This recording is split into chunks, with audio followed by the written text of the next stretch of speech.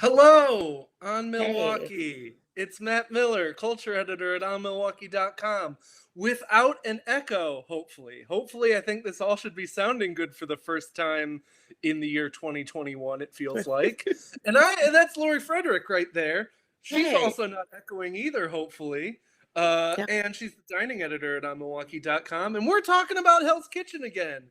We didn't do Yeah. last week because I don't know, it was April 1st and weird stuff happens on Milwaukee on April 1st. Don't know what. Um, Hmm. but Lori, this was the penultimate episode of Yeah. the show. This was the second to last episode. What did you make of this? How are you feeling Well, going into the well, I finale? think there's a few more episodes because I think they bring people back for the finale, but the penultimate competition part for sure. Um, I don't know. Yeah. I think it was really interesting because I did watch a little bit, but not the whole thing last week, and no April Fools. Amber deserved to go away. You know, Oh, we didn't get to talk about the Amber of it we all. didn't. I was so tired of her. And I think I So really tired. feel I want to feel bad for her because she went through the most on the show. She got removed from her team and had to join Mhm. another team midway through the competition, and she had to be the lone woman on an all guys very brotestosterone filled team. And I Yes. want to feel bad for her, but she just had this horrible she had this really difficult combination of low self-confidence and a big ego, which is kind of like the worst combination of things. Like she never took responsibility when she screwed up things. And so it was really hard to feel bad for her because it was like I understand feeling overwhelmed, but then you're like I wasn't overwhelmed. Everyone else was screwing up around me and you're just like She was a lot like just a character in any show that they build out to be very, and I don't know if I want to say fake, but not likable because they don't seem to know themselves enough to really yeah, be authentic. Yeah. there's an undeserved arrogance about her, and I think I was fine with her for the first half of the season, but as it went along and she clearly was underwater in a lot of cases, but Yeah. she didn't lose that sense of I'm the best one here. It just really starts to get under your skin and you're just like you are making this show unpleasant. And I felt Mhm. bad not liking her because like I said, I did she too went because through the most. I think she was one of my picks kind of early on Yeah. to go And she was forward. clearly That a she good seemed to cook. have the chops for it. But Yeah, when she yeah. had her head on straight, she made really Yeah. good food, but it just never was working in the kitchen. So I think we can all agree, Amber, sayonara. Sayonara. Um, but But now, for this episode, we're down to four. We're down to Declan and Mary Lou and Cody and and Corey, Corey. Um, which is and great. I had to laugh. I had to laugh at the opening, 60 minutes to create small plates for folks from the club. Can we talk Sorry, about this? They I make just really a wanted to say makeshift. the club. Yeah. They make a makeshift club in the Hell's Kitchen, Mhm. and it's At so 7 clearly a.m. 7 a.m. It's Yeah. clearly 60 extras that they hired, and I thought it was very funny because the premise was these people need brunch, so make 60 small plate brunch dishes for these people, comfort food brunch Mhm. dishes for Yeah. people who are hungover, and Or I don't maybe at it's least post dancing drunk food. Because they're yes supposedly were at another club nearby all yes night the long, because it's massive Vegas. air quotes. Yeah, And right, first of right. all, first of all, it was them doing the judging, these random extras, Mhm. and I feel like I'm not going to take the results of this seriously because you could put a bag of McDonald's breakfast food in front of Yeah, these people and they'd be like 10 out of 10 would yeah, recommend. no. Um, I have questions, and maybe this is a cultural thing. Maybe it's just I'm not Mhm, a foodie and I'm not a mhm. big gazpacho person. Is a water heirloom gazpacho really speak drunk food to you? Watermelon heirloom tomato gazpacho. Cody's watermelon heirloom gazpacho as Mhm. drunk after the It club it food. it doesn't, but I think that he was trying to prop up, because Japanese fried chicken, which is what he served a skewer of, in that is definitely junk food. I mean, that's like, you know, Korean Yeah. fried chicken wings or Japanese. I mean, and also very trendy, very on, you know, as far as that Yeah. goes. So I think what he was trying to do is, and I don't know if he knew what everybody else was doing, but kind of elevate his submission and give people like, and to me, it was kind of clever because it looked like either a shot or a little Bloody Mary in some It way. looked cute, but I just felt like he kind of misinterpreted the job here. Because I don't think, like, you compare it to what everyone else made. Declan made like a fish and Like chips, mini fish and chips. Yeah. mini fish and chips. Mary Lou made salmon croquettes, and As a Corey tribute made, to her grandmother, which was yes, cute. and then Yeah. yeah, Mary And then Lou. Corey made little chicken lollipops with bone Yeah, in. and then you've got Cody with his, With shot very of fancy. gazpacho. Yeah. The Los Angeles really jumped out. The like, I make bougie Yeah. food, Cody really jumped out there. Yeah. And I was surprised he finished in second. I thought he was going to finish a lot lower just because I feel like if I was a person who went out to clubs and was partying Mhm. all night, I don't know if a watermelon gazpacho is what speaks to I me know. as like, gotta fill my stomach up. I guess if it was really good and it surprised me and I loved it, you know, then it would be worth it. Yeah. And it is a Vegas crowd, which is other Yeah. like a lot of like Los Angelinos. So I could imagine them being a little bit more susceptible to a watermelon heirloom gazpacho. And yet apparently not. I mean, because Corey won with her chicken lollipops, which was the most familiar, indulgent sort of, I don't know if I'd call it junk food, but like fried chicken. So it was pretty simple. It was fried chicken. Yeah. Right? I'm surprised Declan finished in last, which I'm a little surprised by because I feel like fish and chips is, it's a very classic like fried food, but I also don't know if I don't know if fish and chips speaks comfort food to American audiences. Well, I don't know. At least not as Fish and much. chips, like I think it would in the Midwest because it's fish fry speak. It's fish fry, yeah. Wisconsin at least. But I don't know once you get to, Nevada, like what does that mean? Yeah. And it looked good. Like, honestly, that was the one that I probably would have wanted to have eaten the most. Though we do need to talk about Declan because I'm ready for him to leave now too. The casual sexism. Every episode, a woman cannot walk past him without him having to make a comment. Well, and I don't know if I just missed it because I was so annoyed by him, but they were all explaining their dishes and, telling us what they were making. And Mary Lou went on about her grandmother and how her grandmother always insisted upon making these salmon croquettes with canned salmon and how she insisted and how it didn't taste right without it, blah, blah, blah. And here's Declan like ogling a bleach blonde woman, who's like dancing near him. Yeah, one of those people, platform dancers. Yeah. Yes. And I didn't even catch. I had to wait because I was like, what was his dish? Like, did he explain it? Did I just miss it because I was so annoyed with his You did not miss it. It was insane. Like, yeah, like Okay. Cody explains his gazpacho, Yeah. and like Corey explains that she's doing these like drummies, and then Declan spends the whole time being like, "Oh, there's a blonde woman over there, and she's a Viking, and I need to Vikings." make good food for her because I gotta impress her. I want to get her And in the maybe if pile of pig shit. maybe if he didn't every episode have something to say about women and their looks, I wouldn't be so like, No. Annoyed. But at this point, it's every episode he needs to make either some dig on a woman or a flirt with a woman. I mean, to his credit, he's consistent. I mean, he's always annoyingly bad and questionable. Not fake. It's Declan. Yeah. But I was very ready for him to leave this week, but we'll talk about the leave. I think I was surprised that he stayed, for sure. Yeah, so let's jump. Do we want to jump straight to the end and who got eliminated? Yeah. 'Cause it was basically a service session, a typical service session, but each chef got to take over one portion of that night. Well, wait. And I guess wait one go second, because if we Yes. go in a linear way, I did think so. Corey won with her chicken lollipops, and then gets a prize, and it doesn't really matter what that was, but you know, gets a $4,000 shopping spree to Macy's and gets to bring someone along. And in the Yes. meantime, they win like Hell's Kitchen, the whole home goods collection. When they get there, and, you know, Their I mean, reward was product placement. yes, yes.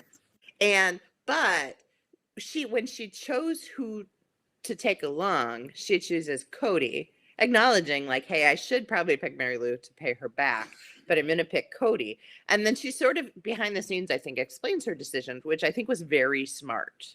She was like, okay, I don't know this guy as much.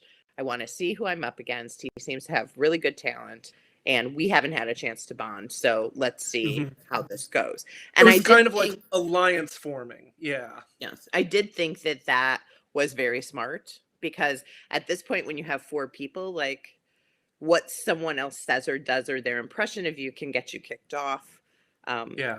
So, you know, And you would have thought that would have built to Declan going home, because then, Corey and Mary Lou obviously are, the bonded from the red team days. And then, and Cody and Mary Lou are having this little yeah. cute, And you know, Corey and Mary Lou and Corey and Cody hopefully bonded over this shopping experience, leaving Declan as kind of the awkward man out. mhm. But it didn't quite work out that way. So we have our service session. And like I said, each one got to take over the pass for one part, which isn't crazy. But what was a little tricky was Ramsey put in like little little roadblocks, little issues along the way that people were supposed to find, little issues. Yeah. He was swapping out ingredients, messing up the menu in ways that were sometimes somewhat hard to identify. And when the chefs were on the pass, someone was subbing in at their station. And like in the first round with Cody, I think it was Christina Ramsey's second in command. And and she swapped out like orzo for risotto. Or it was orzo for risotto in a risotto dish. Yeah. And like pappardelle pasta instead of the correct or something. Yeah, it was a pasta swap the second time. And Cody caught both of those pretty sharply. Though didn't he have an issue with one? Didn't he miss one thing? Well, then he went and he took the ticket to read off to the kitchen and listed off the dishes, and one of the dishes listed was not on the menu. So this was another, like everybody was in on this scam, and he listed a duck dish, and the whole kitchen was like, duck's not on the menu. And that was a mistake, because he should have seen it and gone, oh, that's not on the menu, and been like, but he didn't catch it. Yeah, that's weird. So I think everyone had like at least one mess up pretty much, except for Corey. I think Corey was clean. But like Declan missed one thing. I think Mary Lou missed Mary Lou was a little flustered through the whole thing, but did okay, I thought. Yeah. Declan missed. They swapped fennel for endive. Yes. Braised fennel for in the one salad. And it's like a thing that you'd only really notice if you truly tasted the dish before it went out. It's a lot of that kind of stuff. Like in the case of Mary Lou, it was a Wellington where the inside was not, and you're gonna have to. It was what are the two things? Like it's supposed to be a duxelle, but it was actually a something weird. Another French word that tapenade. Tapenade. Yeah. It was a tapenade instead of a duxelle. It's like very finely minced mushrooms and herbs, and a tapenade is like olives and garlic, like very different. So you would flavor, they look and you could similar. smell it. You would definitely be able to smell the difference. So so it was stuff like that. It wasn't just like basic stuff. It was stuff that like you had to taste the dish, you had to pay attention to the dish. Otherwise, else you would have. In some cases, like one of them was instead of scallops, it was halibut circles. Well, Corey had the hard ones. I mean, I think that the halibut cheeks or whatever they subbed out for scallops was pretty easy, because a scallop is pretty. I mean, I think I could probably just visually tell, but then they swapped out halibut with Chilean sea bass, and the texture of those two fish is pretty. I mean, the color of them is the same. The relative shape of them is somewhat similar, but the texture is very different. Yeah, and she really did. just I mean, that was a good catch on her part. yeah, and I mean, just 2 episodes ago, it's hard to tell those apart when you're just even tasting them, Mhm. much less just kind of going based on look alone. Yeah, she did great. I think this was a big episode for Corey in terms of, because I have always said that, like, I thought she's a true leader. She seems like someone who has had command over the red team, but her cooking in like the individual challenges was always a little subpar. It never quite seemed as Sort good as of her made leader. you doubt, where her. Yeah, and this week she cooked really great. She made that really good chicken lollipop, and she was good Mhm. in. Oh, I thought we were going to be joined A by little Miss. switcheroo there, yeah. But I Um, thought she did a. I thought she really. I'm feeling good about Corey. Probably, mhm. I feel like we both know who the final 2 people are going to be, and it seems pretty obvious that it's going to be Corey and Mary Corey Lou. and Mary Lou, yes. Mm-hmm. And of the two, like, I don't know, I'd be happy with either of them, but I don't know. I think is stronger and more together. I like Mary Lou a lot, Yeah. but if I had to call it at this point, that's definitely what I would say. My brain's rooting for Corey. My heart is rooting for Mary Lou. Yeah. So, I never we know didn't how even loud. get to like who gets kicked off. So I think we're getting a little. That's ahead. right, and it's a little controversial because we've talked about how Corey played strategy, and I do wonder if she played some strategy in the kitchen tonight. So Cody took Oh, no. over Corey's spot when she left, and she had the meat part of the kitchen, and The Cody meat gets station. there.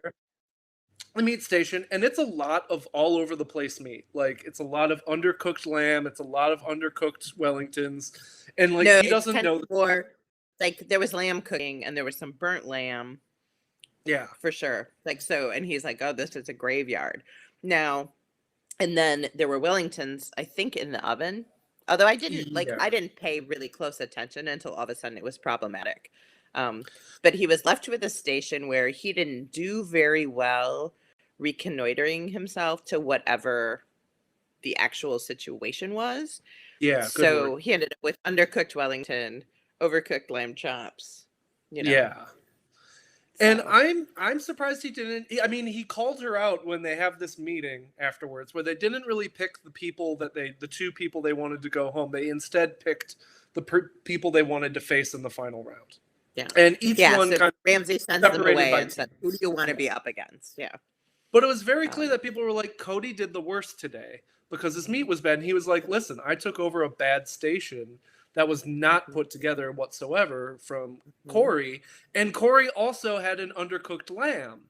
So he kind of tried to shift it onto Corey, and it didn't quite work. And It didn't, and it was interesting because while he may have had a legitimate argument, it probably wasn't a good one because so what if your station is a mess? Fix yeah, it. It's your station now. Like, yep. and what she maybe did, like, throw a little bit of a winger in there, maybe for him, probably. I mean, I don't know. I mean, I can't say I wouldn't either. I mean, Corey was a pretty good competition. And she's playing strategically. Like, it's very clear in her head. I'm actually surprised that she said Mary Lou for her choice of person to like face in the finale, because I feel like she should have picked maybe Declan, and in her head, because it's like, I can beat Declan. I know my food is better than his. He's the Yeah. biggest competition. I would like to. Well, I think she also thinks she can beat Mary Lou. Yeah, and I I mean, think chefs have. and I don't know what she thinks about Declan, but maybe she feels less secure about Declan. Maybe she just doesn't want to have to be with Declan on the last episode. I don't know. I did think one of the less good arguments against Cody this episode was that people were like, the big argument about him running the pass was that he wasn't assertive enough, and not even in a way that like they couldn't hear him, but they were like, we wanted more of your presence. And I want to be. He kind of brings this up where he's just like, if you said heard, I assume you heard. Like, if it was a problem, then say I can't hear you or something like that. It clearly wasn't a problem. I'm sorry that I don't that like I wasn't bravado-y enough for you, or like I wasn't using Well, my diaphragm enough. Like it was just kind of a silly argument. I felt like to try to be kind of like, kind of silly. Although there's this sense that based on how a kitchen is set up, and this kitchen is obviously set up so that when you're working expo, working the pass, like you are supposed to be in charge of what's happening and what's going out. yeah, And he was maybe a little too shy and gentle considering the kitchen they're in and the way people normally operate. yeah, Um, I don't know. So yeah, well, and then you find yourself like people call things out later, and I'm just like, oh, I wasn't really paying attention to that very moment on the show because it didn't seem, yeah. significant. Mary Lou kind of So just made like a slight jab about it during the service. Like she was just like, I feel like Cody's doesn't have a big enough presence, and I just wanted to be like, I don't know, like if you can hear him and things are fine, like not everyone needs to be Gordon Ramsay and to be like, blarg, I yeah, don't know. no, but if he was just sort of casual about it, you can't because you can't work in it. I mean, the whole point was to show leadership. And it's pretty That's hard to demonstrate that when you're just like, yo, dudes, is everything okay? Yeah, sure. Like it's, not quite the same. this is true. This And is whether true. it's a visible show of that or a real show, like, because I'm not doubting like that service seemed to go okay, or that piece of service. Adam Um, Carolla was happy. Yeah. but even Ramsey, I think that's what he calls him out on the end, because I mean, ultimately Ramsey chooses Cody to go. Yeah. But he lets him keep his black jacket because he's like, you did great. And I think you're a good chef. And if you ever need anything, my door's open. So clearly Cody is a candidate that he liked, that he thought had potential. And Did it is. Amber, I don't think Amber got to keep her black jacket last week. I'm pretty sure. No. I think she got sent home Yeah. jacketless. I don't think Ramsey saw the potential in her.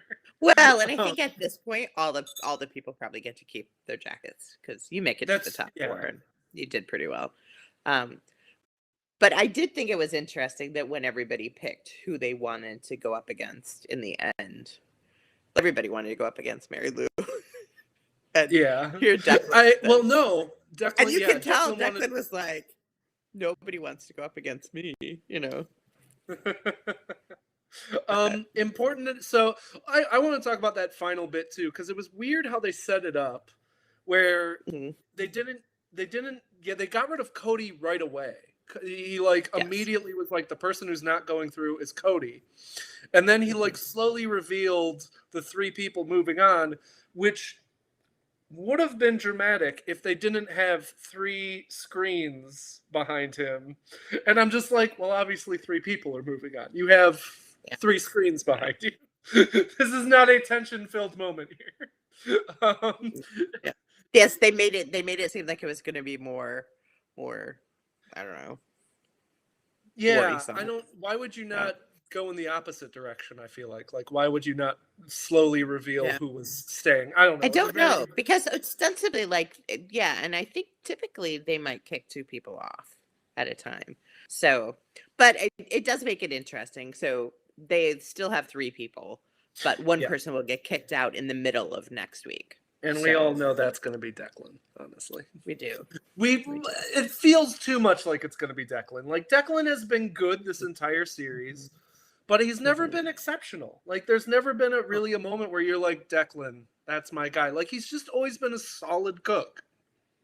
Well, and I'm in no position to do this, but if I had to choose a chef to run my restaurant, if I owned one, like, I'm looking at all these people and being like, no, probably not him.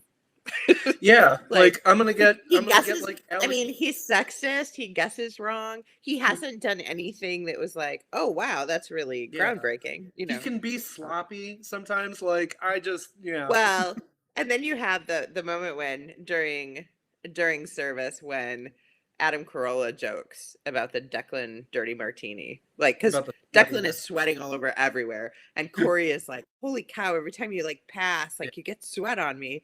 And he's a large man in a hot room wiping it away. And joked that if they took his shirt and squeezed it into a glass, that would be the Dirty Declan martini.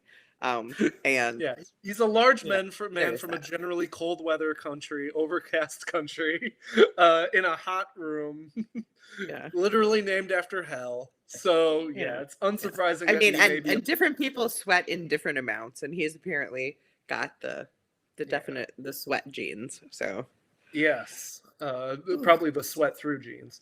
yeah. So who are you thinking wins? It sounds like you. Who do you think would be your pick going into? Because I think next week's going to be the finale. Well, And I if think it's yeah, not, as far it's as the close enough competition to the goes, finale. I'm pretty squarely on Corey. I just have a gut about it. You know, I Yeah, like Mary Lou a lot, but it's not going to be Declan for sure, and I don't think it's going to be Mary Lou. I mean, I think I think ultimately, I think Mary Lou has come through, and she has grown, and she has shown a lot of promise. But Corey has been pretty steadfast through the whole thing, and I think Ramsey has nodded at that a lot yeah. over time, and I just feel like that's the only way it can go. And I think the skill for all the cooking that goes on in the show, the skill that he's looking for most is leadership and level-headedness. And Corey has always had a level head, and she's always been a good leader. You can like mistakes happen in the kitchen, like Mm-hmm. for all he does about the pounding salmon with his hand and stuff like that. At the end, at the end of the day, what matters most is you have a level head and can manage a Yep. kitchen, and that's what Corey's been incredible at this entire time. So I would put my money on Corey as well, and we'll see if we're right next week.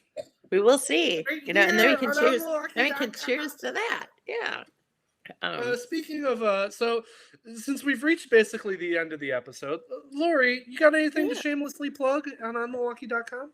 Oh, let's see. Oh, well, I went to Oconomowoc. Well, I went to Ooh. Okachi specifically, the little Okay. lakeshore community in Oconomowoc, and I went to. It used to be the old Bayside, Bayside. Oh, now I'm gonna mess this up. But the restaurant has been purchased by new people. It is now Smoke on the Water Barbecue Okachi. Ooh. It's owned by the folks Joe Hennis and Ellen Hennis, who own Sloppy Joe's in Hustisford. Mm-hmm. They are known there for their barbecue. They brought their barbecue to the restaurant, which is, I mean, it's on Okachi Lake. It has a beautiful, like raised, like second floor deck patio, so you can see the whole lake. Outdoors. But this is sort of a spoiler, but read it tomorrow. So they took over in December, and we've been trying to connect. They've had a lot of transitional things, like they were having a hard time changing the name, like legally. I think it's small town issues. Like things took a long time to approve. They still really don't have a sign on the outside, but things are moving along, and they have started working on. They're taking the entire ground level of this restaurant, which used to be in the 50s. It was apparently this amazing bowling alley. And then in the 90s, it was a club. No, it was like a nightclub. Lori's word of the day is club. Club, I don't know. Anyway, and they took this space, but it's been like empty for over a decade, maybe as much as 20 years. We didn't know the exact amount. And they're turning it into this amazing, like, state-of-the-art events venue and live music venue. So on the ground floor. So it's not going to have like a big patio or anything, but it'll have views of the lake and all these garage doors. And I don't know. So I think people in Oconomowoc and near Okachi, and anybody, quite frankly, who wants to get married with a lake view and maybe barbecue, should be excited about that. I like the idea of weddings because yay for love, and I love the idea of barbecue even more. So this place sounds great. You can read that on Milwaukee tomorrow. Morning. No. Keep an eye out around 11 o'clock. Yes. Wink, wink for that. Well, and I can't leave without doing a pitch for Black Restaurant Week, which is next week, like Monday through Sunday, I believe, the 12th through the 18th. They have a list of about at least a dozen, a really nice list of Black-owned restaurants that Blank Space Milwaukee is working with, who signed up for this. In 2020, they got really, really good results from Black Restaurant Week. Some of the restaurants reported that they made double what they would normally make in a day, which is great. And now, as people are sort of recovering, from the pandemic. I think if they can get that sort of response again, it would be really great. So Yeah. go check that out. Check out the list of restaurants and put a couple on your list, I think, Yeah. to And we've been talking on our patronage. Food Crush podcast, wink, wink, listen to our Food Crush Mm-hmm. podcast, about, the coming out of this pandemic, we want people to still have the same attention to local restaurants that we had during the pandemic. And, making sure that, once things go back to normal, we don't kind of forget that these places still need our service and still need money from us and still make outstanding food and dishes and things of that nature. So I think that's a great thing that people should check out. Well, That's and I'll go on record as saying, like, restaurants, and we're not quite through the pandemic, but even when we get through it fully, like, and everybody, is eating out like normal, like, restaurants have taken huge losses, and the longer this lasts, the bigger the losses. So folks are going to have to kind of start out from square one. So we're talking like 2-3 years at least for a full recovery of a restaurant, back to where they were before. And maybe longer for some, depending on how far behind they are. So, like, I don't know, let's hitch up. I mean, this is not hard work. We just have to eat a lot of good food. So, yeah, like, they're making great food, y'all. So go and eat. I want to plug one more thing that Lori wrote today. I want to plug this. Lori, there she is. Lori wrote about the doghouse closing on Marquette's campus. That was a major. I was never a huge doghouse person on Marquette when I went to Marquette, but I know people love the doghouse, and I never had a bad experience at the doghouse. And they are closing. They are closed after several years. You do hate to see it happen, so make sure to throw some love at that, and throw some love at the doghouse on Brady, because it's the only doghouse left. Doghouse on Brady's still open. Doghouse on Water. And there used to be a doghouse on Jefferson, and now it's just the one on Brady. So, our locally owned Chicago-style dog place, like, shoot him some. Yeah. Give him some love. And it's just a shame because a lot of those places that it was located, I mean, the one that was on Water Street, I think it closed before the pandemic, but it is one of those tricky. And so did the Marquette one, because there were no students, there were no faculty, so they were temporarily closed, from what I could tell, for quite a percentage of the pandemic. And I don't know if there's no downtown traffic right now, pretty much, especially for the kind of business that Doghouse is trying to get, especially on Water Street, where it's like that's lunchtime, work time meals, and people are not back, particularly the offices yet. Make sure to read our recap on Milwaukee of Hell's Kitchen tomorrow morning / afternoon. Also, we've been updating our outdoor drinking guide. I don't know if you noticed, but the weather doesn't suck anymore. So you should definitely be hanging out at patios and cool outdoor spaces and beer gardens. So definitely check out our outdoor drinking guide. There's a bunch of really cool patios that I didn't even know about until I was updating that piece. Really cool places to check out. We'll be writing about patios all summer.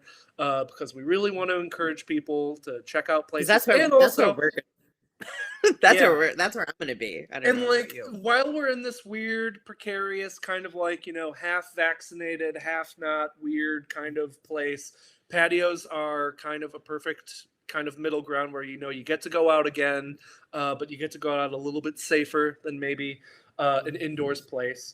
And a little bit more normal. So definitely check out our outdoor drinking guide, and we're gonna have a bunch of cool stuff on Milwaukee.com. You can read about the tailgating is back at American Family Field, which was fast. Yeah, which is fast. I mean, we're one game in, right? We're 2 games in, 2 series is in. So I think we're maybe like 4 games. But like, I feel like opening day was like a week ago, and we didn't have literally a week ago. But now we have it's a week ago, and all of a sudden, it's been a week. I guess we I don't know what changed. It was a tricky thing where it's like, I get why they wouldn't allow tailgating at first, because it's a group activity and people are mingling and stuff like that, and that's stuff we're trying to discourage right now.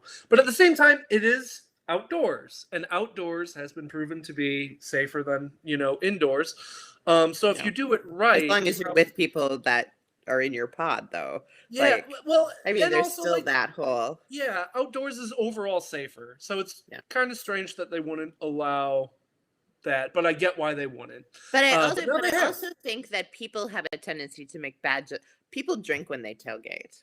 And people have a What? tendency to have lesser good judgment when they drink. So letting a bunch of drunk people meander around in a parking lot, and Hold on a B, second, go Lori. into a stadium where they're supposed to be staying in their little pods of seats, I don't know.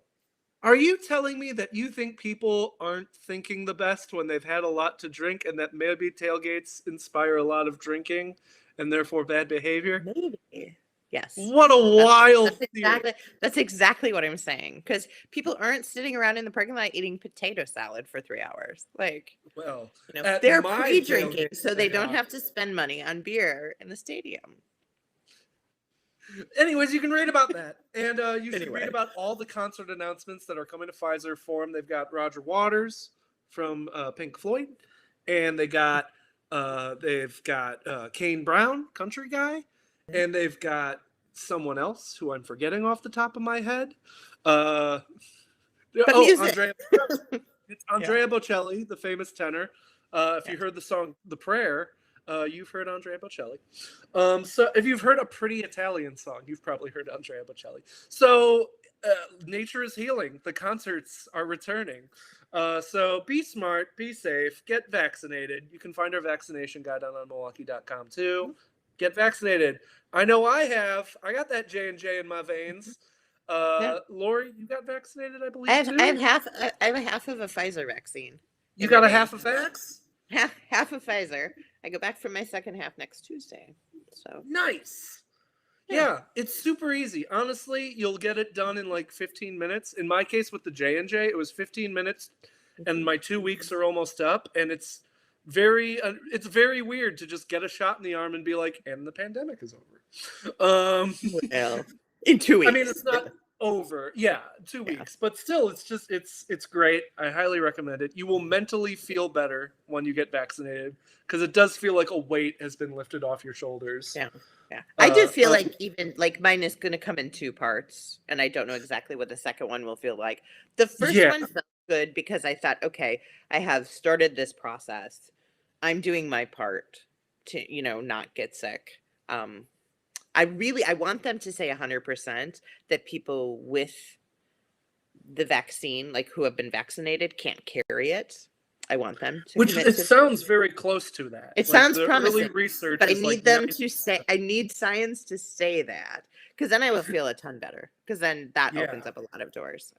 But that's personally for me, like one of those things where I need that to happen because my family's all over the map, and if I know I can't get them sick, it clears a lot of stuff up. So I highly recommend getting vaccinated, because if you do, we can go back to something resembling normal. And I don't know about you, but I would like normal. I would like precedented times again. I wrote a whole piece about stuff I want it to be normal, just so I have a choice to be normal or be normal. Like, I'm a really good hermit. I'm gonna blast so many 90s one-hit wonders when I get back to the Newport, and coming Sunday, I'll be able to do it again because I will be fully vaccinated. I'm not going to be stupid. I'm not going to start coughing on strangers and listening to and not wearing masks when I should be wearing a mask.